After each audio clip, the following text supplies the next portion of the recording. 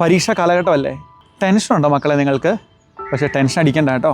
നിങ്ങളുടെ ചുറ്റുവട്ടമുള്ള എല്ലാവരും നിങ്ങളോട് പറഞ്ഞിട്ടുണ്ടാവും പഠിക്കുക. 10ാം ക്ലാസ്സിൽ കയറിയപ്പോൾ മുതൽ നിങ്ങൾ കേട്ടുകൊണ്ടിരിക്കുന്ന കാര്യങ്ങൾ ഇതൊക്കെ ആയിരിക്കാം. അവർ പറയുന്നതിൽ കാര്യമുണ്ട്.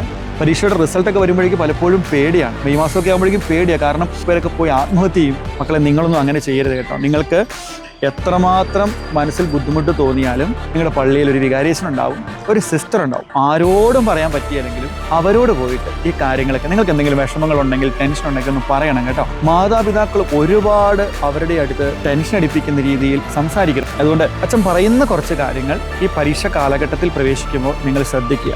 പുതിയ കാലഘട്ടത്തിലേക്ക് വഴി മാറുമ്പോൾ അക്കാഡമിക് ലെവലിൽ മാത്രം ഹയർ ഗ്രേഡ് നേടിയതുകൊണ്ട് ജീവിതത്തിൽ ആരും വിജയിക്കണമെന്നില്ല. അതുകൊണ്ടാണ് ഇലോൺ മസ്ക് പോലത്തെ ആളുകളൊക്കെ ലോക പ്രശസ്തരായിട്ടുള്ള ബിസിനസ് ജയന്റുമാരൊക്കെ പറഞ്ഞത് നിങ്ങൾ കേട്ടിട്ടില്ലേ?